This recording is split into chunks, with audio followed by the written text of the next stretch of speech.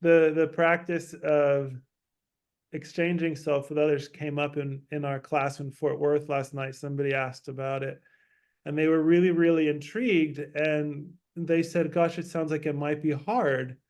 And I thought, oh, I could see how you would think that, because again, we're so like in our own world. So of course, like really paying attention to someone and getting into their world could seem hard. But I was pointing out to this person that there's the whole chapter in the amazing book, How to Transform Your Life, that's all about this. And I was like, just read this and, like just work through it. And it's so clear. Step by step.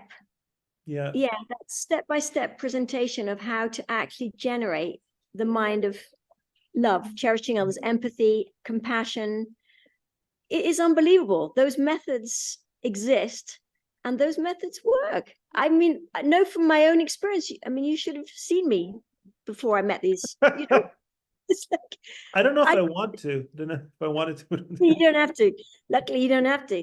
They work. These methods work on everyone who tries them, everyone who puts them into practice. I've got 40 years in this, as you know, and it's like, yeah. I think I can honestly say that I've never met anyone who has found these teachings and put them into practice who hasn't changed. Yeah.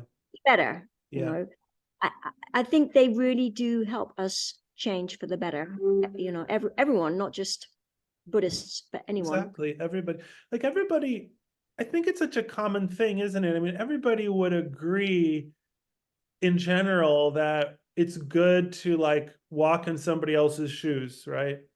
Walk a mile in their shoes. Yeah, walk in their moccasins. And so we all go, yeah, that's good, and try to do that somehow. But what we have in Kadam Buddhism, which is just so beautiful, is a whole method about how to do that, like you're saying, step by step. So it's like, why there's nothing to lose as well from doing it. No. I think a lot of people would like to be more loving. We talked about conflict earlier and feeling like, if I give in to this person with love, if I just love them, they've won, I've given in, they're going to I'll be a doormat. I have to somehow protect myself, even though I want to love other people and be kind, and people do enjoy that.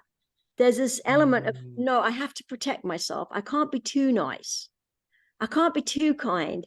I can't be too loving, because that will mean that I'm defenseless. And one thing I find so interesting about these teachings is that Buddha explains so clearly how there's nothing to lose, how love is the great protector, and that we can give up self-cherishing and not be a doormat, how we can give up self-cherishing and actually be in control over our own lives. Yeah. For the first time ever.